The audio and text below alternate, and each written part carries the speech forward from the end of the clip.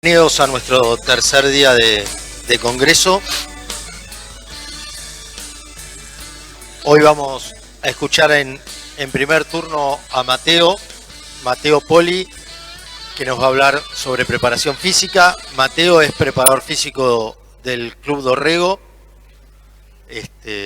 y nos va, si bien recién estábamos hablando con Mateo sobre la preparación física con balón, nos va a hablar también de las dificultades que eso genera y también acerca de los entrenadores que no cuentan con preparador físico para poder optimizar el trabajo. Así que bueno, los dejo con Mateo y adelante. Gracias, Gaby. Bueno, ¿qué tal? Buenos días a todos. En primer lugar, gracias, Gaby, por la presentación y gracias a Gaby, a Sibori, a Juan Manuel por la oportunidad que me dan acá de exponer. Bueno, me toca abrir el día 3 del Congreso.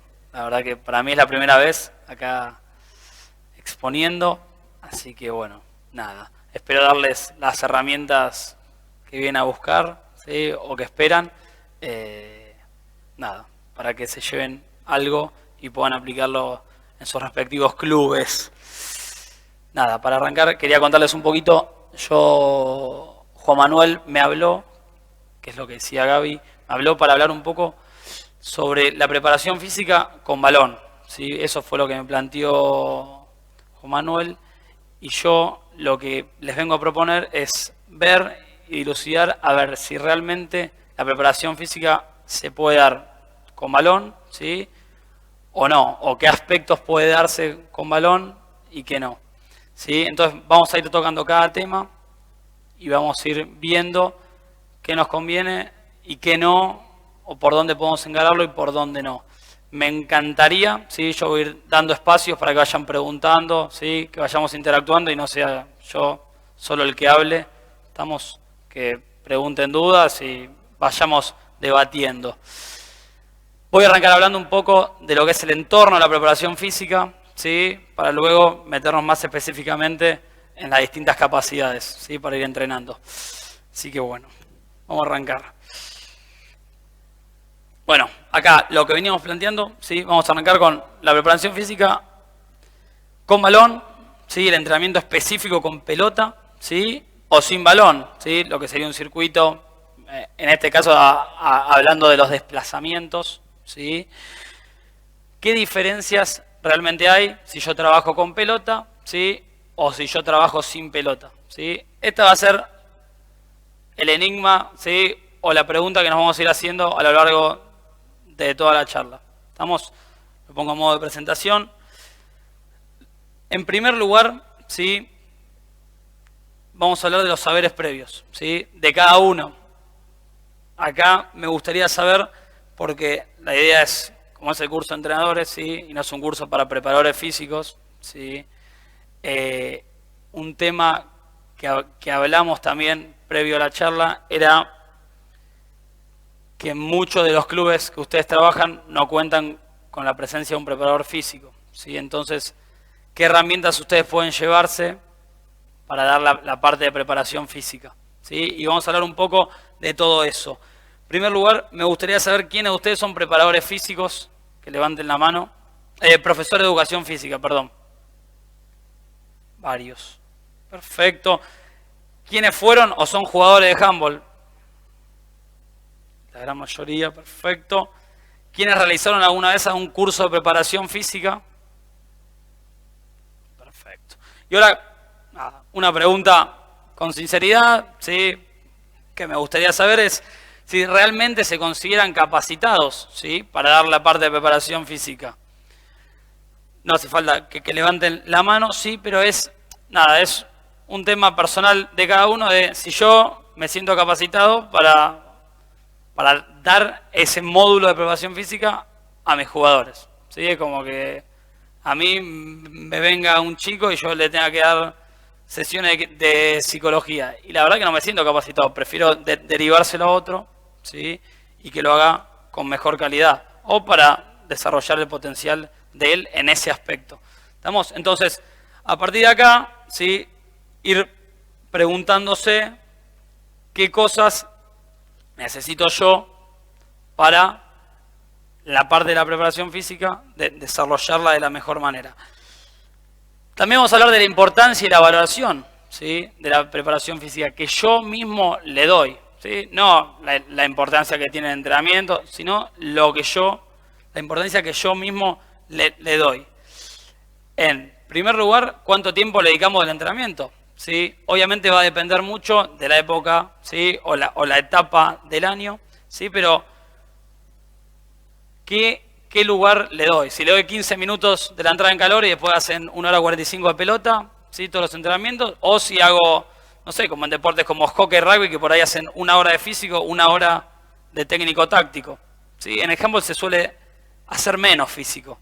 No sé por qué. Por ahí porque no hay preparadores físicos, ¿sí? Pues la realidad es que muy pocos clubes hay, o por falta de infraestructura, o lo que sea, pero el entrenador, obviamente, con su cuerpo técnico, son los que digitan los tiempos del entrenamiento.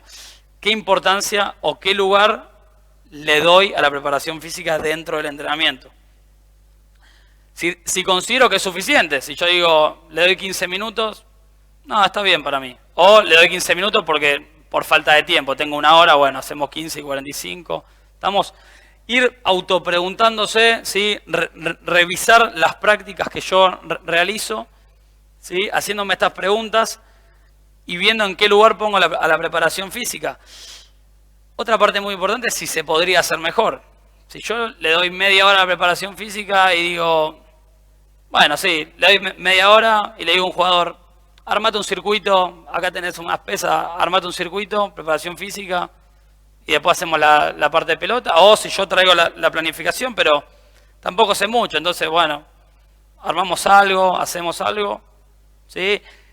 La calidad que tenga ese tiempo que yo le voy a dar, sean 20 minutos, por ahí 20 minutos de lo mejor que puedo dar, están bárbaros. Ahora por ahí doy 45 minutos y bueno, hagan algo, pero los chicos saben que tienen 45 minutos de físico, aunque es una cagada. Bueno, también ir viendo eso, de si se podría hacer mejor o no. Y el grado de importancia que le damos a este espacio, que es lo que venía hablando de con la calidad que yo lo doy, ¿sí? O llamo a algún amigo preparador físico, che, me das esta parte. Bueno, ir armando y ir dándole la importancia que realmente creo yo, ¿sí? Porque yo no les voy a decir, che, hagan 45 minutos de físico, que es la clave. Y por ahí con un equipo va, con otro equipo va, y realmente tienen que estar convencidos ustedes como entrenadores de que la parte física les va a dar resultado, ¿sí? Si no, no va a tener mucho sentido. Acá vamos a hablar un poco de los beneficios, ¿sí? Vamos a seguir hablando de los beneficios, un poco más teórico, ¿sí? De los beneficios y efectos que nos pueden proporcionar o le pueden proporcionar a los jugadores la preparación física. Acá tenemos, dice, la práctica deportiva muestra cada vez con más claridad que los rendimientos máximos solo se consiguen si los fundamentos necesarios se han consolidado ya en las edades infantil y juvenil.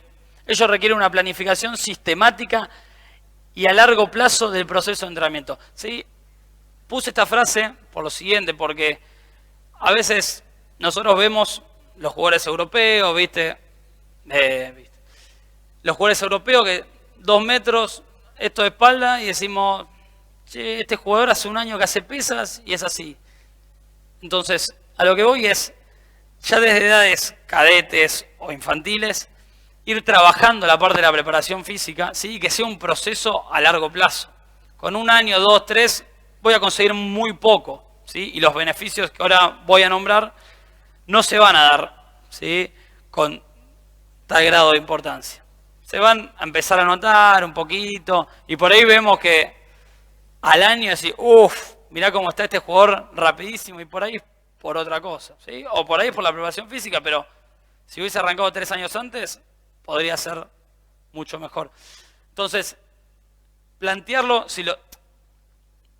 la idea, los que le vengo a plantear es que tratemos no solo de llevarlo a mi equipo, ¿sí? Si estoy en un equipo mayor, ¿sí? Sino plantearlo en cada club como un proceso, ¿sí? Ya de edades infantiles ir metiendo la preparación física y que eso genere un desarrollo a largo plazo, para cuando lleguen a las categorías mayores, ¿sí? Ya tengan un proceso adaptativo. Ahora vamos a hacer un par de los beneficios, ¿sí? Optimizar las capacidades motrices, prolongar la fatiga física y mental, evitar descompensaciones físicas, reducir el riesgo de lesión, brindar confianza a los deportistas y permitir la mejora técnico-táctica. Estos son un par de los beneficios, algunos de los beneficios, hay muchísimos, que nos puede dar la preparación física. Fundamentalmente, prolongar la fatiga física y mental, ¿sí? Un jugador con mayor capacidad física va a poder hacer mayores situaciones de alta intensidad a lo largo del partido, va a poder pensar con mayor claridad a lo largo del partido, ¿sí? Entonces, esta creo que es un beneficio fundamental, ¿sí? Que a la hora de pensar la preparación física debería estar en la planificación. Y en jóvenes, algunos de los beneficios que nos puede dar es favorece el crecimiento, ¿sí?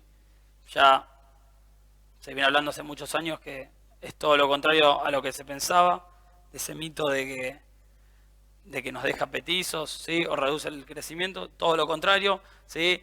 Lo favorece bien dado, ¿sí? Bien planificado, bien dosificado, reduce el riesgo de lesiones futuras, aumenta la densidad mineral ósea, ¿sí? Esto favoreciendo el crecimiento y la reducción de lesiones, y genera beneficios metabólicos. Ahora, para plantear la preparación física y para generar estos beneficios y los muchos otros que nos puede dar, ¿sí? Se requiere una planificación, no es un poco de esto, un poco de esto, un poco de esto y listo. Todos los beneficios que vimos, o mejora, va a ser un jugador con una finta tremenda, un salto impecable, va a lanzar de 15 metros y lo va a clavar al ángulo. Necesita una planificación. Y esa planificación, como veníamos hablando, tiene que ser progresiva, ¿sí? Tiene que ser desde edades infanto-juveniles. El diagnóstico, ¿sí? Va a requerir de un análisis y una evaluación, ¿sí? De mi equipo. Ahora estamos a fin de año, vamos a proyectarlo para el mes de enero, febrero, ¿sí? Donde yo voy a hacer un análisis y una evaluación del equipo y el club en el que estoy. De este análisis y esta evaluación que yo hago, voy a plantear los objetivos que yo quiera proponer, ¿sí? Para ese año.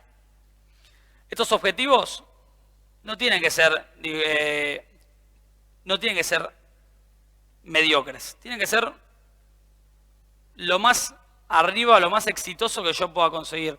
Siempre los objetivos que se plantean en el deporte difícilmente se cumplen, ¿sí? Generalmente un equipo propone ser campeón, ¿sí? Y deben ser, vamos a hablar de la Liga de Honor de acá de Femeval, son 14 equipos y 8 deben proponer ser campeones, uno solo para conseguir el objetivo, ¿sí? Entonces 7 no, uno sí lo consigue.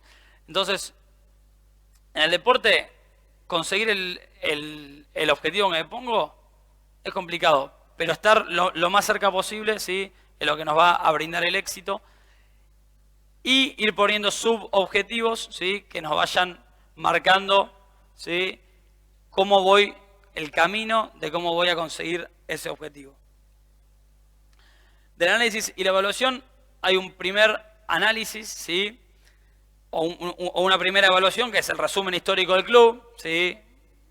A lo largo de los años, cómo se fue desarrollando el club, si viene de una categoría inferior, si descendió en el último año, los recursos que yo tenga disponibles, ¿sí? No es lo mismo, hablando de la preparación física, tener el gimnasio del CENARD, ¿sí? Que tener 2 barras de olímpicas de 2 kilos y 4 discos, ¿estamos? No es lo mismo tener la cancha entera para entrenar las 2 horas 3 veces por semana que tener mitad de cancha 3 veces por semana, ¿sí? Entonces, a partir de eso, ¿sí? De los recursos que yo tenga, ¿sí? No es lo mismo tener 7 jugadores de selección argentina que tener ningún jugador que nunca participó en ningún seleccionado argentino. Entonces, a partir de todos esos recursos, yo voy a plantear, ¿sí?, mi planificación. Las características del club, si es un club que apuesta a la preparación física, si es un club que tiene nutricionista, psicólogo, ¿sí?, que apuesta al cuidado integral de los jugadores, o es un club que dice, mira, yo te pongo la plata, flaco, tenés que ser campeón, arreglátela vos solo. ¿Sí? Eso también va a influir en lo que yo proponga y les proponga a mis jugadores a principio de año. Las temporadas anteriores, que es lo que hablábamos, ¿sí?, de si viene de ser campeón, si se viene manteniendo, viene peleando el descenso. Bueno, y la actualidad del equipo, ¿sí? ¿Cómo está? ¿Sí? Por ahí se me fueron 3 jugadores el último mes, ¿sí? Y arranco el año con 5 jugadores nuevos, traje jugadores del interior. Ir viendo todas esas variables y a partir de ahí, como segundo análisis, ver el calendario que tengo, ¿sí? Si voy a jugar, tengo Copa Feneval, si tengo Nacional A o B, si tengo el Super 4 a fin de año, o proyecto llegar a eso. Analizar todo eso y a partir de eso armar la planificación y los objetivos. La planificación, ¿sí? Acá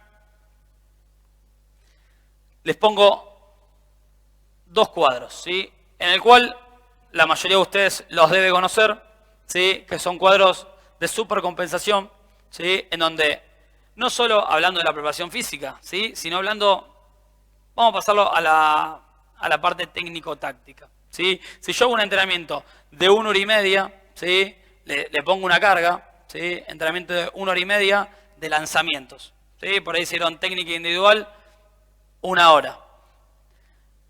Se va a producir un catabolismo, ¿sí?, va a tener una fatiga ese jugador y luego con el descanso y la alimentación correspondiente se va a producir una supercompensación, que es una mejora del rendimiento, ¿sí?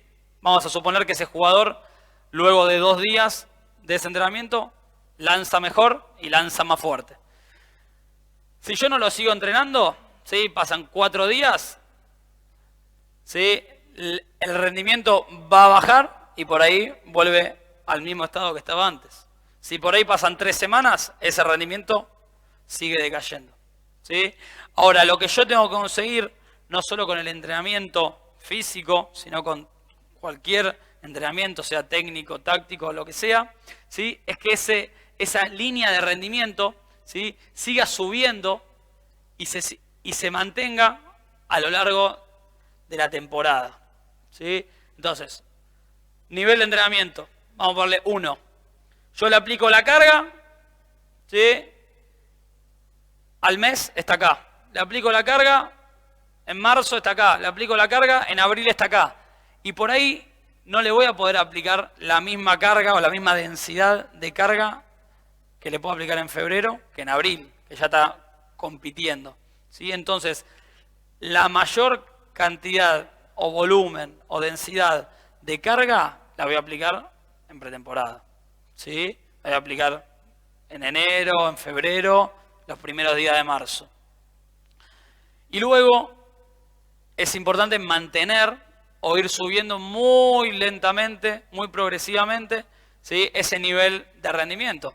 Por ahí no lo puedo aumentar, pero lo mantengo, ¿sí? Por eso van a ver mucho, o es muy complicado, ¿sí?, en jugadores jóvenes que tengan un rendimiento tan alto o que se genere una mejora tan rápida, ¿sí? Porque la realidad es que los periodos de pretemporada son muy cortos. En invierno tenemos 15 días y en verano por ahí tenemos, la mayoría debe arrancar a principios de febrero, 1 mes y medio, ya el 10 arranca el torneo, 1 mes y medio y muchos cambios no puedes hacer. Entonces, vemos jugadores de 30 años que tienen un físico, una condición física impecable y por ahí no entrenan igual que un pibe de 20, pero rinden mejor. Y pues tiene 15 pretemporadas encima, ¿sí? Entonces, va a variar mucho eso, ¿sí? Y es importante que tengan en cuenta también las edades. No es lo mismo aplicarle una carga ¿sí? Con la misma densidad o la misma intensidad a un jugador de 20 que a un jugador de 30 que tiene, como les digo, 15 pretemporadas encima. A mí me pasó en Dorrego, en mi experiencia personal, que tenía jugadores que habían jugado en selección argentina. Voy a dar el caso de Maxi Ferro, que tenía 10 pretemporadas encima y bien hechas, y tenía jugadores que nunca habían tocado una pesa, no sabían hacer un arranque. Entonces, también ir individualizando las cargas, ¿sí? Y ver qué jugador te rinde más, cómo te rinde más, con qué entrenamiento.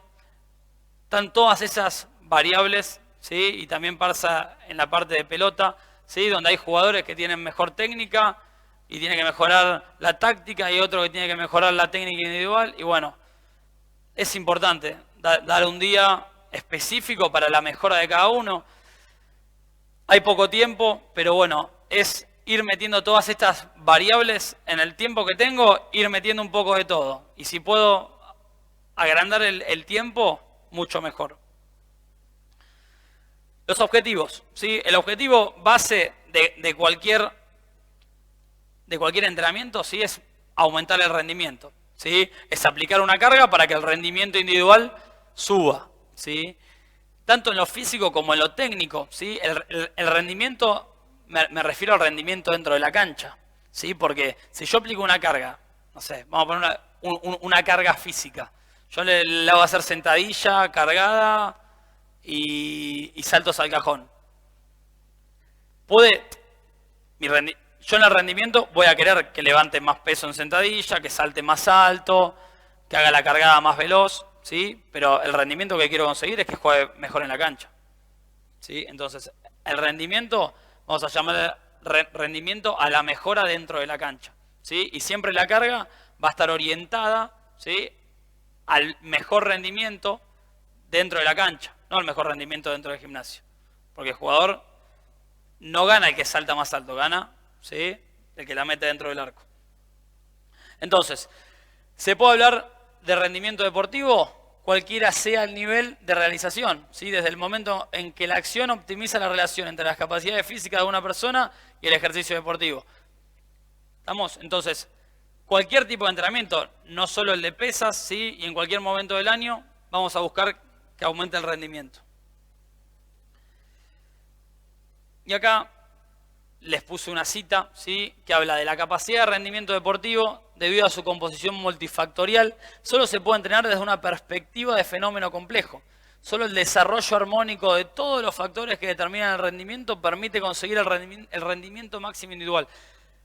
Es lo que yo les planteaba al principio, ¿sí? Hablar un poco de todo el entorno de la preparación física, ¿sí? No solo de hacer pesas o correr, ¿sí? Sino todo el entorno que conlleva que ese jugador pueda hacer pesas, pueda correr de la mejor manera, ¿sí? Siempre, o en mi caso personal, busco que sea de la mejor manera y busco el mejor resultado.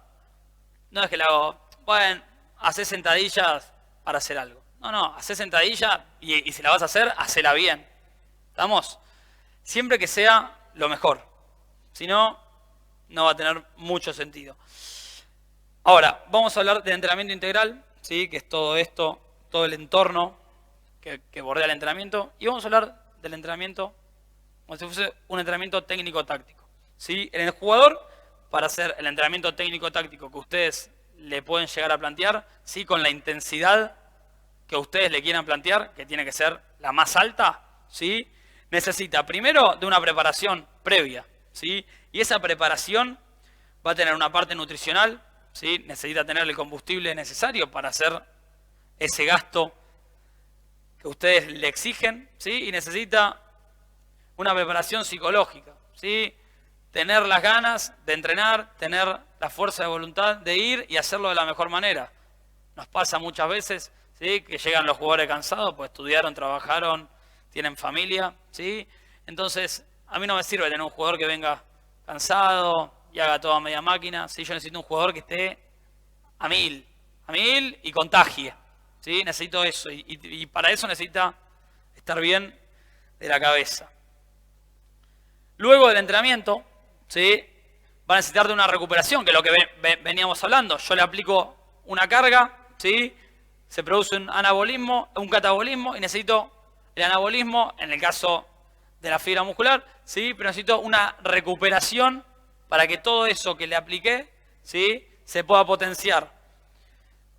En la recuperación aparece masaje, ¿sí? Hablando, masaje necesita un masajista, ¿sí? Puede ser, me paso el rolo, me pongo hielo, ¿sí? Me hago automasajes, ¿sí? Y la kinesiología, ¿sí? Que tampoco necesito tener un fisioterapeuta en el club, ¿sí? Sino con la utilización de cualquier método, sea hielo, sea calor, la recuperación muscular, ¿sí? Para llegar al próximo estímulo que nosotros le queramos aplicar de la mejor manera. Y luego, en caso de alguna lesión o algo, la rehabilitación, ¿sí?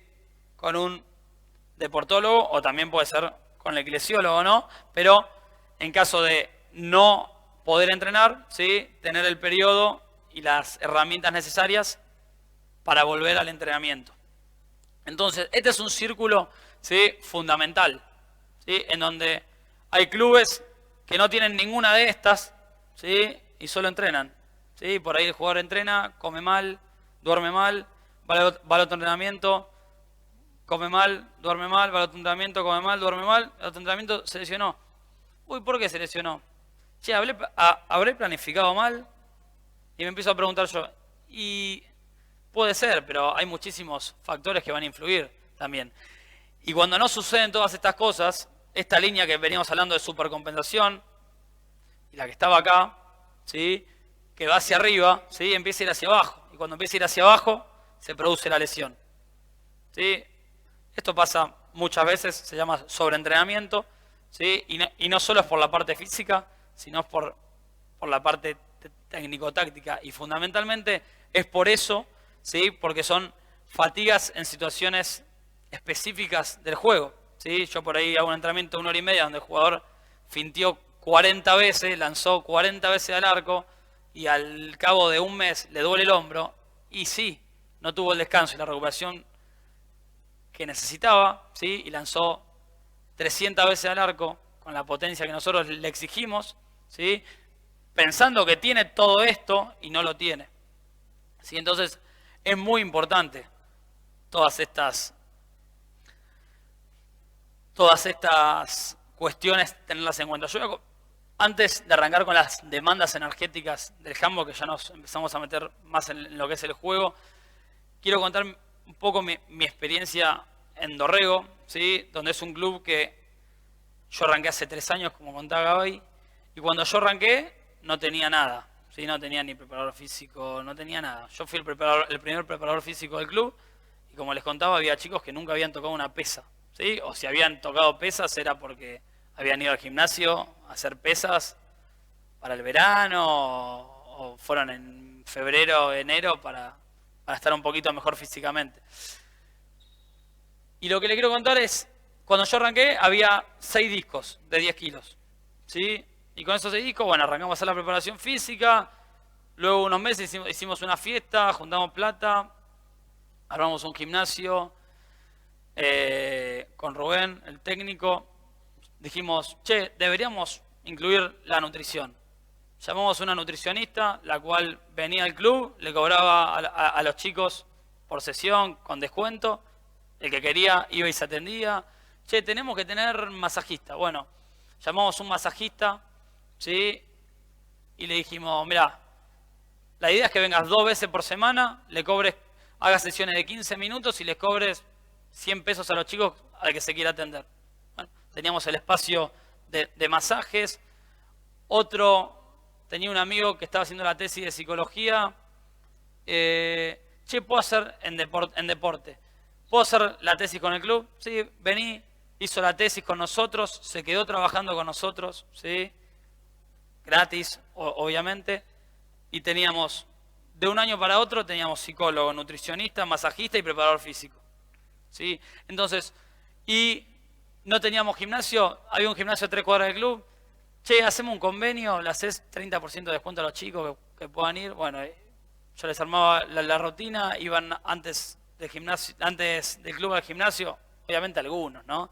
Obviamente, nunca pretendamos que el 100% es la idea, ¿no? Que el 100% haga todo, pero es muy complicado. Pero lo que voy es que se puede, no es que, che, esto es imposible. Pero yo le estoy hablando de Dorrego, que es un club muy humilde, que no tiene club, ¿sí? Pues la única cancha que tiene en el colegio es de 30 por 15, ¿sí? Después son todas las canchas prestadas.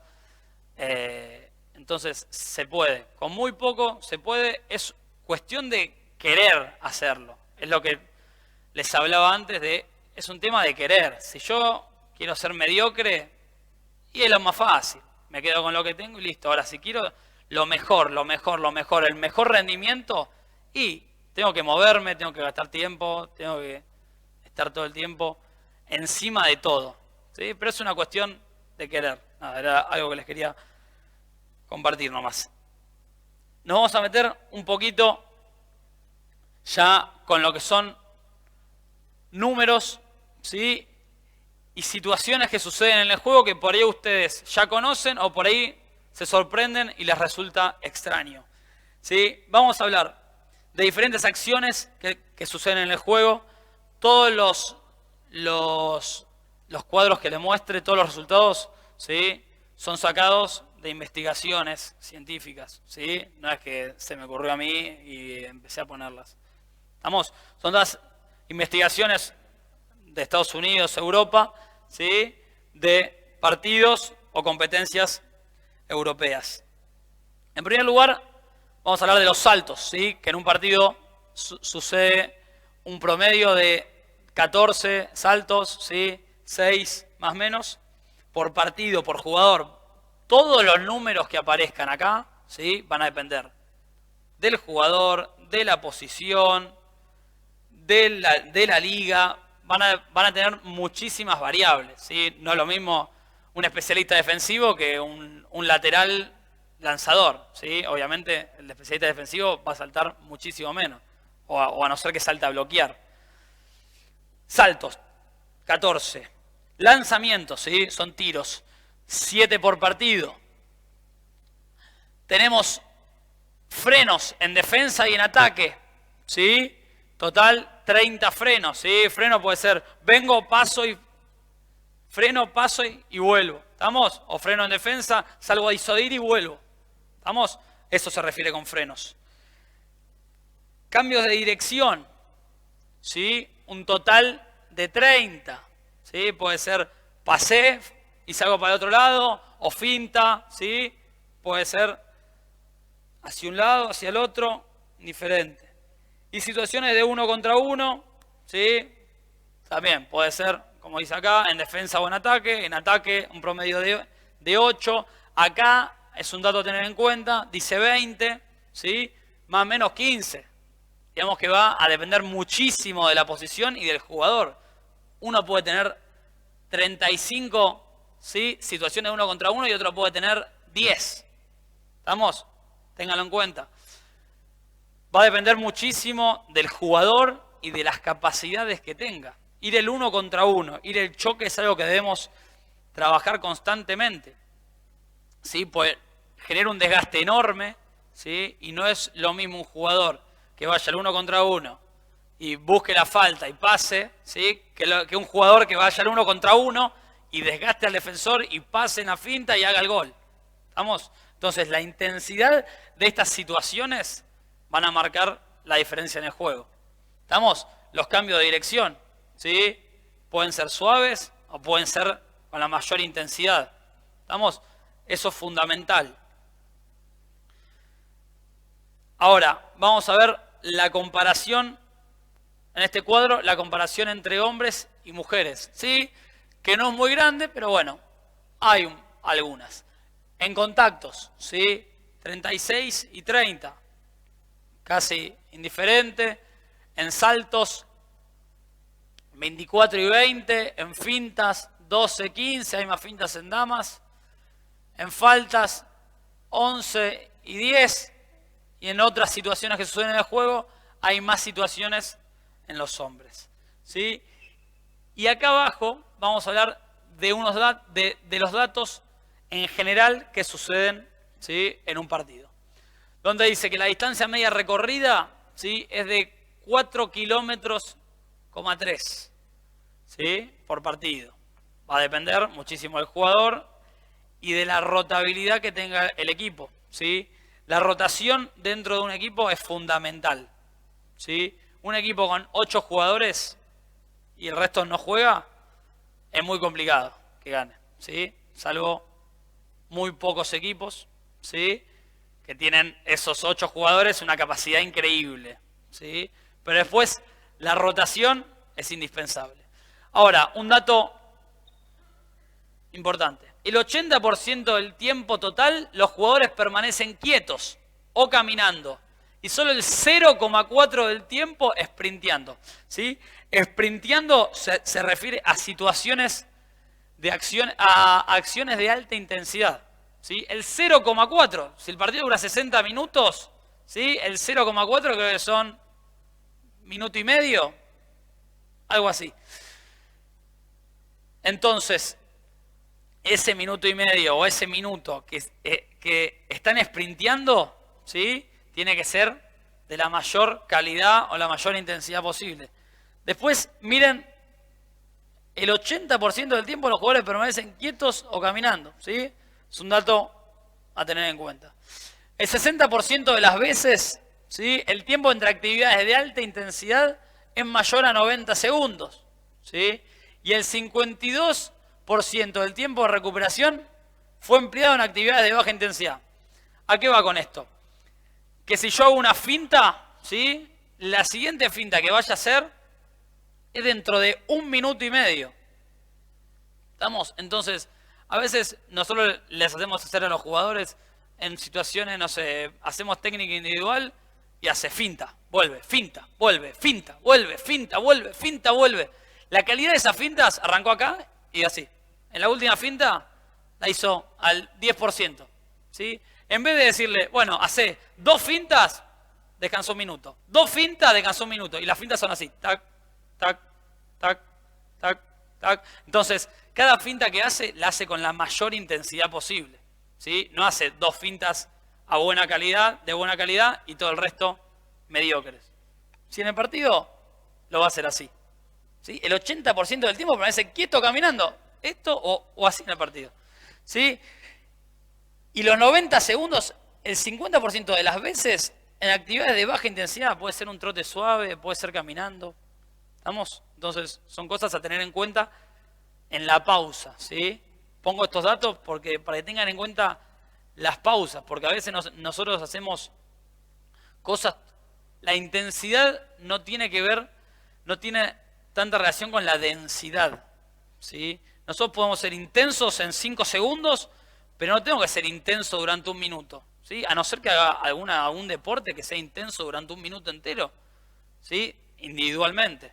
¿Estamos? Porque por ahí hay un ataque que es intenso durante 30 segundos, pero van variando. Yo fui intenso, se la pasé al otro. El otro es intenso, intenso, intenso. Me toca recibir, soy intenso otra vez, ¿sí? Pero pasaron 10 segundos por ahí. O por ahí fui 2 veces, pero en 10 segundos y después vuelvo trotando. Estoy en defensa, marco de 1, me quedo acá parado, disuadiendo suave. ¿Estamos? ¿Sí? Tengan en cuenta eso. Seguimos. Los primeros 5 minutos de la primera parte, ¿sí?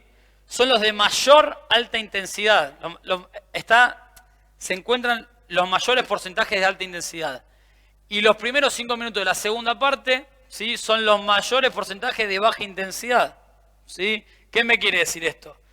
Que a veces los jugadores entran a tope, ¿sí? Entran a 1000. Y luego de la primera parte, ¿sí? Tengo el entretiempo, los jugadores entran a la cancha, toman un poquito de agua, se ponen a charlar, arrancó el partido. Están congelados, ¿sí? Entonces, son datos a tener en cuenta para revisar mis prácticas, esto en situación de partido, ¿sí? Y por ahí, luego del entretiempo, ¿sí? Hacer una pequeña activación, ¿sí? O cortar 1 minuto antes. Bueno, vayan a moverse, ¿sí? Pero moverse es, porque muchas veces a mí me pasa, ¿sí? Que yo trato de hacerlo y tengo uno que viene con el bolso, ¿sí? Que ya llegamos tarde. Viene otro que le está explicando a los otros 2 cómo tienen que defender, al otro cómo tiene que atacar, ¿sí? Y eso lo tienen que haber hecho en los 8 minutos que tuvieron o los 9 que tuvieron antes, ¿sí? Tengo que tener 20 segundos de activación. 10 segundos lo puedo hacer progresivo y los últimos 10 intensos. Allá cuando arranca partido, esa intensidad que tenían en el primer tiempo, ¿sí? Que la vuelvan a repetir acá. Pues no lo hacen porque están cansados, ¿sí? Lo hacen porque vienen de un momento que se enfriaron, ¿sí? Por decirlo de alguna manera, y volver al ritmo del partido. Lo mismo le pasa a un jugador que hizo la entrada en calor y entró minutos 50 de partido. Y le va a costar, aunque haya hecho 3 minutos, 4 de entrada en calor previa. ¿Sí? Le va a costar entrar en ritmo de partido.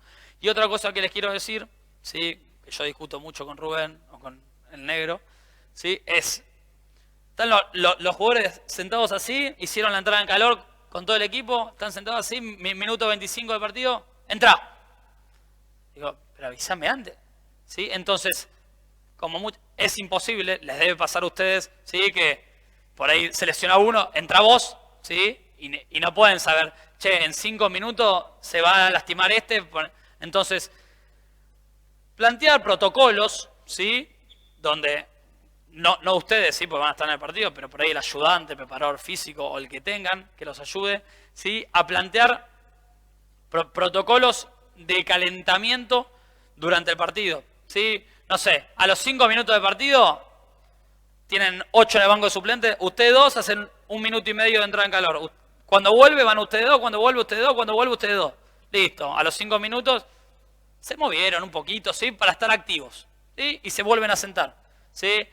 Y en el segundo tiempo, lo mismo, ¿sí? Más los días de frío, ¿sí? A veces estamos en algunos clubes que están con campera así y les toca jugar y después se lesionó. Y sí, pero es obvio que se va a lesionar, ¿sí? Entonces, también prevenir las lesiones. Y hay veces que dicen, no, me estoy cagando de calor, ya estoy entrando en calor. No, entrar en calor con situaciones específicas de juego, pues no es lo mismo estar transpirado que entrar y tengas una finta a máxima intensidad, o que te venga un toro y lo tengas que frenar así, ¿sí? Entonces, ir teniendo esas cuestiones en cuenta, ¿sí? Primero para evitar lesiones y segundo para aumentar el rendimiento de cada uno que entra, ¿sí? A veces entra uno, la lanza allá, sos un muerto. No, flaco, pero tuve 15 minutos sentado en una silla así. ¿Cómo querés que la meta en el arco? Imposible. Bueno, las acciones que tienen mayor frecuencia fueron frenadas, cambio de dirección y situaciones de 1 versus 1. El 60% de las acciones registradas, ¿sí? El 60% de las acciones fueron todas esas, ¿sí? Y cada 6 segundos hay un cambio de actividad, ¿sí? Un cambio de actividad puede ser de caminar a trotar, ¿sí? No es un dato tan importante, pero es para que lo tengan en cuenta, ¿sí? Seguimos. Ahora vamos a ver las demandas. Para englobar un poquito esto que veníamos hablando, ¿sí?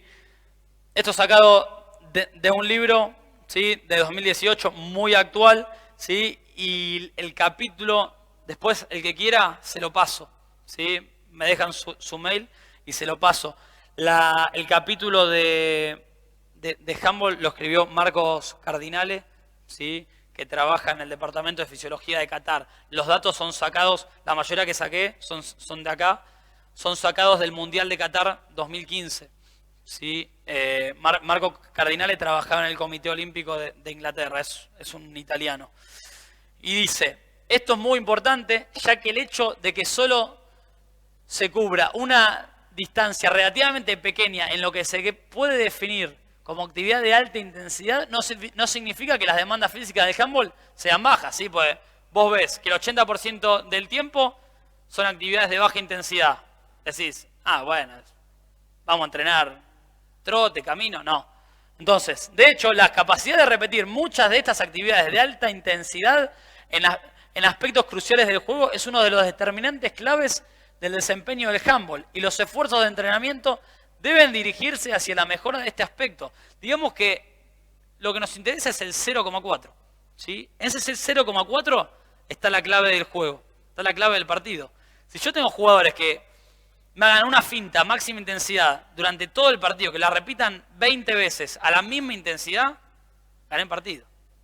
¿Sí? Si yo tengo jugadores que me hacen 2 fintas y después es lo que estaba hablando con Gaby, Yo tengo jugadores que me hacen 2 fintas y después no quieren ir más al 1 contra 1, van a pasar.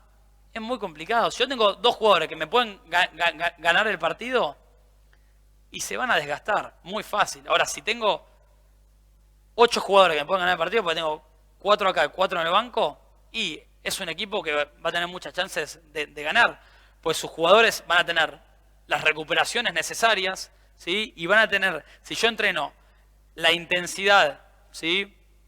La mejor intensidad en las situaciones que yo quiero, ahí está la clave, ¿sí? Yo no tengo que entrenar el 80%, pero el 80% es de pausa, ¿sí? Tengo que entrenar ese 20 restante y el 0,4 que es esa máxima intensidad.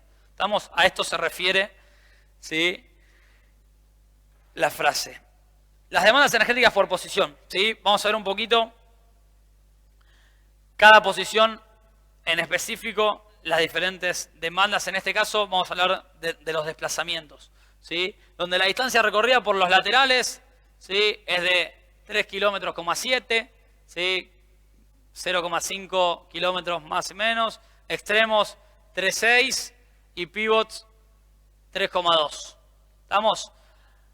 Esto lo pongo, ¿sí? Es muy importante, las distancias, por lo que venía hablando, ahí estamos charlando con Gaby, que antes se hacía mucho de, no sé, entrenamos resistencia, 8 kilómetros, 200 pasadas de 200 metros, ¿sí?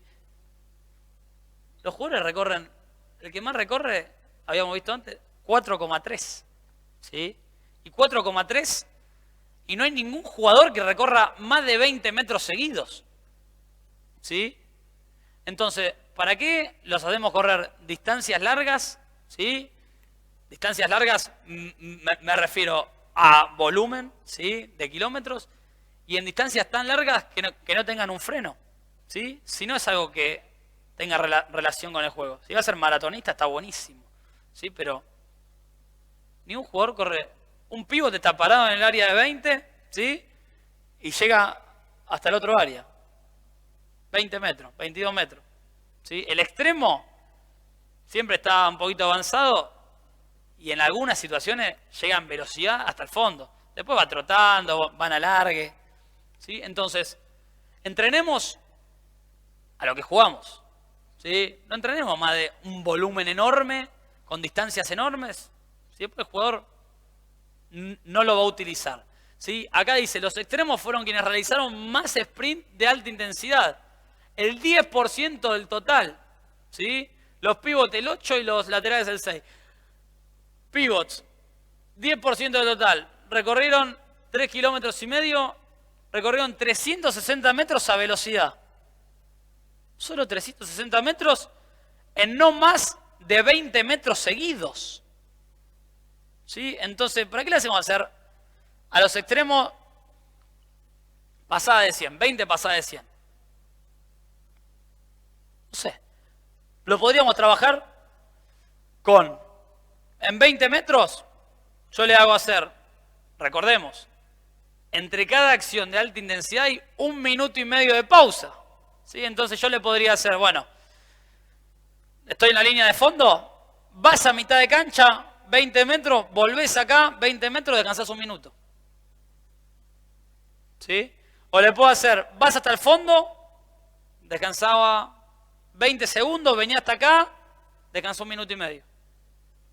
¿Sí? Entonces, plantear situaciones que realmente pasen en el partido, ¿sí? No hacer los intermitentes de CrossFit que hacen 20 segundos de arranque, 10 segundos de pausa, 20 segundos corriendo, 10 segundos de pausa, sentadilla, 20 segundos, 10 segundos de pausa. Si en el partido tenemos 1,5 minutos de pausa y nunca hacemos acciones de más de 20 segundos.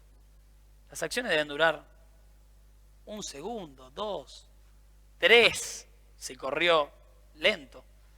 Entonces, repitamos las acciones que vamos o que vemos los datos, ¿sí? Que suceden en el partido. ¿Estamos? Los jugadores jóvenes, ¿sí? Acá para poner algo de las categorías inferiores, ¿sí? Juveniles y cadetes, la distancia media recorrida por partido es de 1,7 kilómetros, ¿sí?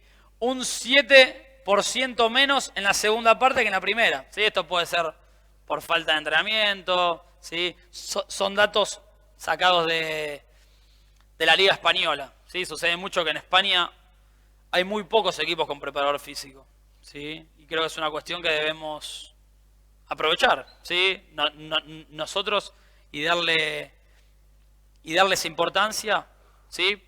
Para mejorar y acercarnos al handball español, que creo que es un muy buen handball, ¿sí? El Mundial de Damas perdió la final del mundo por un gol, entonces están muy bien posicionados.